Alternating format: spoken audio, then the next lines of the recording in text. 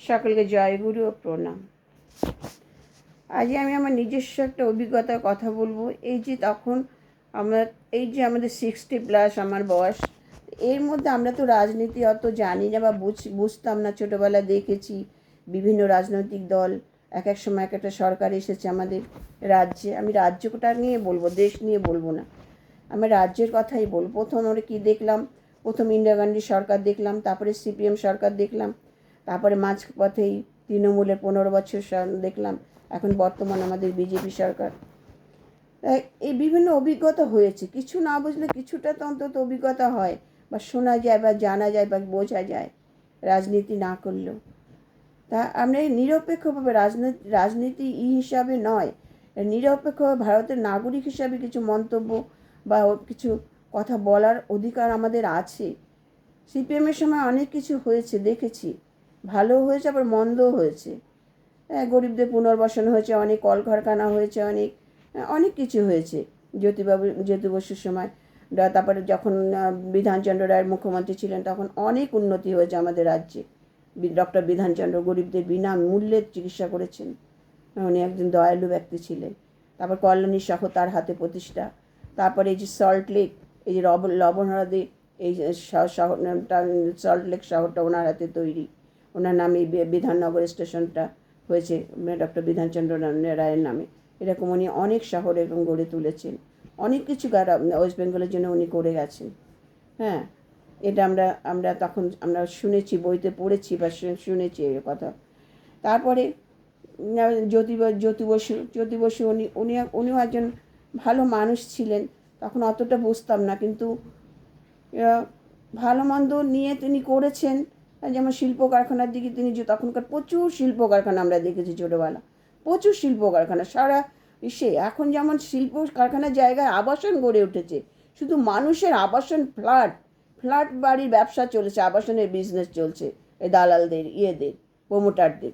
তখন এসব জায়গা ছিল কলকারখানা।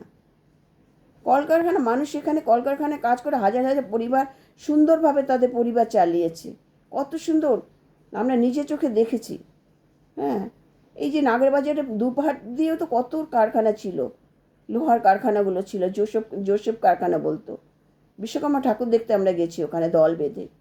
তারপরে এই যে খড়দা, লিলুয়ার থেকে শুরু করে বেলঘরিয়া, ইছাপুর, হাওড়া, লিলুয়া, একদম প্রচুর শিল্প কারখানা ছিল এখানে, প্রচুর শিল্প কারখানা দেশে। সেগুলো কোথায় গেল? তারপরে এলো তৃণমূল সরকার আমলে তখনও সিপিএমের সময় খুন খামারি তখনও হয়েছে, তখনও দাঙ্গা হয়েছে। কিন্তু আমরা সবথেকে বেশি দেখেছি এই যে 15 বছরে, এই 15 বছরে এই দাঙ্গা, দুর্নীতি, ধর্ষণ, খুন খামারি মানে অতিমাত্রায় বেড়ে গেছিল, অতিমাত্রায়, যেগুলো প্রতিদিন নিত্য নৈমিত্য আমরা খবরে শুনেছি এই 15 বছর যেটা চলছে। হ্যাঁ, এই মানুষ ভোটের আজকে মমতা ব্যানার্জিকে বা তৃণমূলকেও তো মানুষ ভোটের দ্বারা, জনসাধারণ ভোটের দ্বারা এনেছে। 33 বছর সিপিএম রাজত্ব করেছে, মানুষও তখনও অতিষ্ঠ হয়েছে। তারপরে মানুষই আবার সাধারণই কিন্তু এই তৃণমূলকে এনেছে। আজকে ভোটের দ্বারা তো এনেছে। তাদের ভোটে জয়ী হয়ে তাদের সুন্দরভাবে পরিষেবা না দিয়ে যে 15 বছর যে দুর্নীতি হয়েছে, যেসব কাণ্ডকারখানা কাজকর্ম হয়েছে, এখন তো দেখতে পাচ্ছে। হ্যাঁ, মমতা দিদিও তো দেখতে পাচ্ছে, তার দলের মন্ত্রিমণ্ডলীরা, তার নেতা মন্ত্রীরা কি করেছে। প্রতিদিন নিত্য নৈমিত্য আমরা দেখতে পাচ্ছি যে জনগণের ভোটের দ্বারা ক্ষমতা লাভ করে সেই জনগণের পিছনে ছুরি মারছে। তাদের টাকায়, সরকারি টাকায় কিভাবে লুটপাট করেছে, কিভাবে দুর্নীতি হয়েছে রাজ্যে, ভাবতে অবাক লাগলে আমরা কোন রাজ্যে বসবাস করছি। এখানে কোন ধরনের মানুষের বসবাস?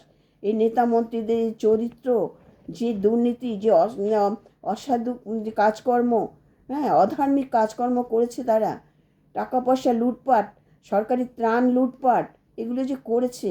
তারপরে সেই জনগণের দ্বারা ভোটে জয়ী হয়ে সেই জনগণের উপরে অত্যাচার, সেই নাগরিক জনসাধারণের উপরে অত্যাচার চালিয়েছে ক্ষমতা পাওয়ার পরে। এইটাই কি নৈতিক চরিত্র? এটা কি নেতা মন্ত্রীদের চরিত্র? আপনারা বলুন তো। হ্যাঁ, জনগণের ভোটে জয়ী হয়ে জনগণের যে টাকা লুটপাট, সরকারি টাকা লুটপাট এবং তাদের উপর আবার অত্যাচার। তো এটাই কি বলে দেশ সেবা? এটাই কি মন্ত্রীর ধর্ম কাজ? মন্ত্রীদের, নেতা মন্ত্রীদের ধর্ম? সেই গরিব বড়লোক সবার চরিত্র একাকার হয়ে গেছে। যে একটা পঞ্চায়েত পঞ্চায়েত উপপ্রধান, প্রধান বা একটা পঞ্চায়েত সদস্য যা করছে, উপরে বড় বড় নেতা মন্ত্রীরাও সেই কাজ করে চলেছে, সেই কাজগুলোই করেছে, তারাও সেই কাজগুলো করেছে। কোটি কোটি টাকা লুটপাট করেছে, কোটি কোটি টাকার বিশেষ সম্পত্তি। এখন প্রতিনিত্য নৈমিত্য আমরা দেখতে পাচ্ছি যে রাস্তা দিয়ে এক একজনকে বের করছে, ইয়ে গেঞ্জি পরে, আন্ডার প্যান্ট পরিয়ে রাস্তা দিয়ে ঘোরাচ্ছে। এইগুলোতে অনেকে শিক্ষা হওয়া প্রয়োজন। কি করেছে তারা এখন এই 15 বছর, কি করেছে, কি করেছে তারা? এখন তারাই দেখুক। তারা সেই দলটা, আমি প্রত্যেকটা দলের কথা বলবো, আমি তো প্রত্যেকটা দলের কথা বললাম, আমি কোনো ব্যক্তিগত দল নিয়ে কথা বলবো না। আবার যদি বিজেপিকে সামনের দিনে আমরা বিজেপির যদি কোনো ভুল ত্রুটি দেখি, সেটাকেও আমরা জনসাধারণ ধরবো। জনসাধারণ তুলে ধরার অধিকার আছে, কারণ তাদের ভোটের দ্বারা আজকে তারা জয়ী হয়েছে। হ্যাঁ, তেমনি তৃণমূলে 15 বছর কী করে সেগুলো আমরা চোখে দেখছি, সেগুলো তুলে ধরার অধিকার আমাদের আছে। হ্যাঁ, এখন আমরা হাড়ে হাড়ে রাজনীতি কি, রাজনীতির দলের কথা আমরা হাড়ে হাড়ে চিনতে পারছি, বুঝতে পারছি, দেখতে পাচ্ছি আমরা। হ্যাঁ, তারা এত নীচ মানসিকতা নিয়ে মানুষের সেবা, মানুষের পরিষেবা কি করে দেবে? তারা নিজেরা যেখানে রক্ষক হয়ে ভক্ষণ করছে, তারা কি করে মানুষের সেবা করে পরিষেবা দেবে? এত নিজ প্রবৃত্তি, এত ছোট লোকে মন যাদের। হ্যাঁ, মানুষের সেবা করতে হলে, মানুষের পরিষেবা দিতে হলে একটা বড় মনের দরকার হয়, শিক্ষার সংস্কারের দরকার হয়, কালচারের দরকার হয়, শিক্ষিত ভালো পরিবারের ভালো বংশের সন্তান হওয়া লাগে,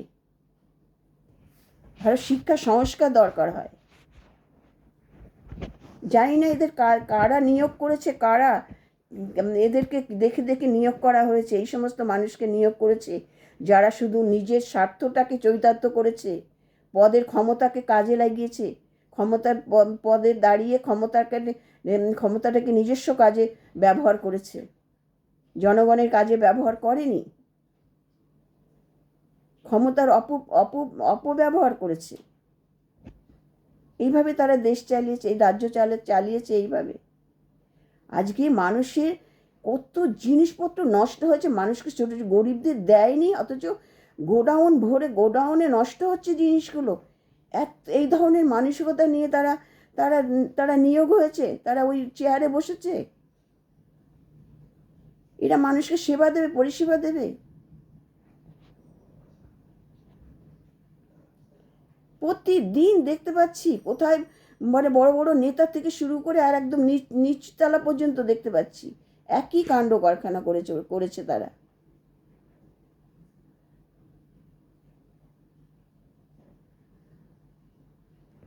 তাহলে এইগুলো যদি ঠিকমতো ইনকোয়ারি হতো, এইগুলো যদি পদে পদে হিসাব রাখা হতো, তাহলে কিন্তু এতটা পর্যায়ে হতো না এই রাজ্যে, এত পর্যায়ে এত নিচে এরা নামতে পারতো না। এগুলো হচ্ছে আজ রাজ্য পরিচালনা করা, যে যে প্রধান, যে রাজ্য, যে মুখ্যমন্ত্রী, তার বুদ্ধি, তার যে পরিচালনার দক্ষতার বিচক্ষণতা, দক্ষতা দিয়ে এগুলোকে পরিচালনা করার প্রয়োজন ছিল, ইনকোয়ারি করার প্রয়োজন ছিল। এখন উনি তো নিজে চোখে দেখছেন, দেখুক কি করেছে ওনার দলের লোকেরা, ওনার মন্ত্রী, ডান হাত বাম হাতের মানুষজন। ভালো আছে না, তৃণমূলের মধ্যে ভালো নেতা এখনও আছে, নেই তা বলবো না, এখনও কিছু মানুষ ভালো আছে। এদের সেদিন বালিগঞ্জের এক সাংসদের নিজে মুখে শুনলাম মানুষটার কথা, কত সুন্দর, কত ভালো ব্যবহার। বলছে আমি দুর্নীতি করতে পারিনি বলে আমার পিছনে সবাই লেগেছে। এরকমও তো মানুষ আছে এখন। তাই এই বর্তমান বিজেপি সরকারও মানুষ, এখন এই যে 15 বছর মানুষ, প্রত্যেকটা মানুষ তারা পরিবর্তন চেয়েছে, তারাও অতিষ্ঠ হয়ে গেছে, তারা পরিবর্তন চেয়েছে, তাই তারা আবার পরিবর্তন এনেছে। বিজেপি সরকার এনেছে। বিজেপি সরকারকে তারা অনেক আশা ভরসা নিয়ে এনেছে, হ্যাঁ, যে তারা ভালো থাকবে, ভালোভাবে বাস করবে, শান্তিতে যাতে রাজ্যে বাস করতে পারে, হ্যাঁ, এই সমস্ত খুন জখম দুর্নীতি ধর্ষণ যাতে তারা আর না হয়, হ্যাঁ, এগুলোর জন্য তারা অনেক আশা ভরসা নিয়ে বিজেপিকে এনেছে। বর্তমান মুখ্যমন্ত্রী বা বিজেপি সরকার সেভাবেই তার কাজগুলো করে চলেছে, হ্যাঁ, করছে। তিনিও তার কাজগুলো সঠিকভাবে করছে। প্রত্যেকটা প্রকল্প তিনি নিজে হাতে তো নিয়ে করছে, হ্যাঁ, ধাপে ধাপে তিনি তার কাজগুলো করে চলেছে, এটাও আমরা দেখতে পাচ্ছি।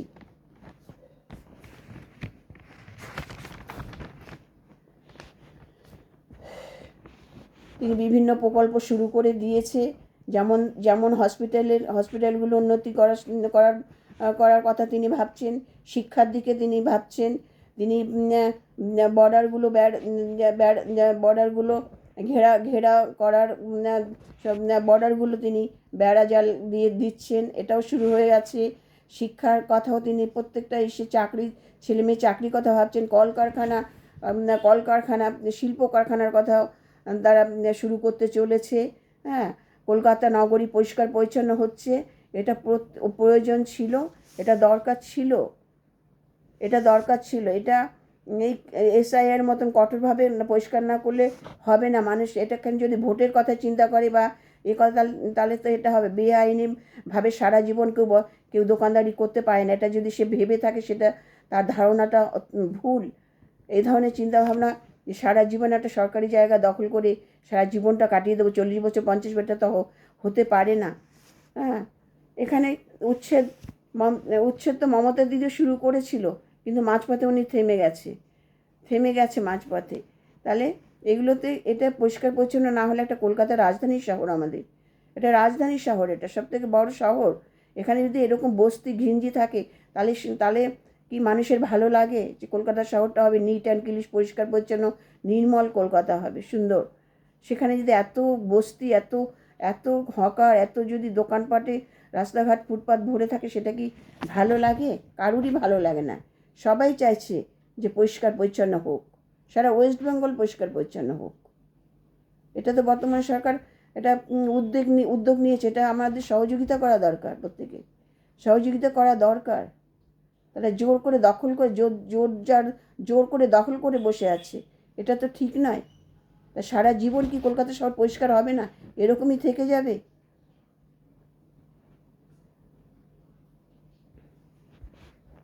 তাই বর্তমান সরকার অনেক প্রকল্পে হাত দিয়েছেন, হ্যাঁ, এবং তিনি সেভাবে তার কাজগুলো করে চলেছে, হ্যাঁ। শুরু করে ভালোভাবে মানুষ দেখছে, যেমন মানুষ চেয়েছিল তেমনি সব দেখতে পাচ্ছে। নতুন প্রকল্প শুরু হয়েছে, শিক্ষার দিকে জোর দিয়েছেন, চাকরির দিকে জোর দিয়েছেন, হসপিটালের উন্নতি, কলকাতা নগরী পরিষ্কার, বর্ডারগুলো বেড়া দেওয়া, অন্নপূর্ণা ভাণ্ডার, বার্ধক্য ভাতা, বিধবা ভাতা, শিল্প কারখানা প্রকল্প শুরু হয়েছে। মানুষ আশা করেছিল, সেটাই মানুষ এখন দেখতে পাচ্ছে। মানুষ চেয়েছে পশ্চিমবঙ্গ দুর্নীতিমুক্ত হোক, ধর্ষণমুক্ত হোক, দূষণমুক্ত হোক, দাঙ্গা মুক্ত হোক। এটা একটা স্বচ্ছ নির্মল দূষণমুক্ত পশ্চিমবঙ্গ তৈরি হোক, যেখানে কোনো খুন খামারি হবে না, দাঙ্গা হবে না, মানুষ শান্তিতে বসবাস করতে পারে, ভয়মুক্ত হবে, ভরসা আসবে সরকারের উপর। সেটাই মানুষ দেখতে চাইছে, যাতে এই মানুষ নির্ভয়ে শান্তিতে বসবাস করতে পারে, এরকম একটা পশ্চিমবঙ্গ মানুষ দেখতে চাইছে। আর সেটাই মানুষের আশা পূর্ণ হচ্ছে এবং হবে, এটা মানুষ দেখছে, আমি না, এটা প্রত্যেকের মুখের কথা, প্রত্যেকের মুখে শুনছি যে সত্যি পরিবর্তন হচ্ছে পশ্চিমবঙ্গ। দেখা যাক বর্তমান সরকার কতটা করে। আমরা নির্দল, আমরা কোনো করি না। আমরা ভালোকে ভালো বলবো, মন্দকে মন্দ বলার অধিকার আমাদের আছে, কারণ জনসাধারণের ভোটের উপর নির্ভর করে নেতা মন্ত্রীদের এই পদ বা এই চেয়ার, তাই তাদের বলার অধিকার তো আছে। যখন যতটুকু ভালো মন্দ বলার বা করা, তার বলার অধিকার আছে, তারা বলবে। বর্তমান সরকারও যদি হয়, তখনও তারা বলবে, ভালোটা ভালো বলবে, মন্দটাকে মন্দ বলতে হবে। আমার কথাগুলো ভালো লাগলে লাইক শেয়ার করে দেবেন, সাবস্ক্রাইব করবেন।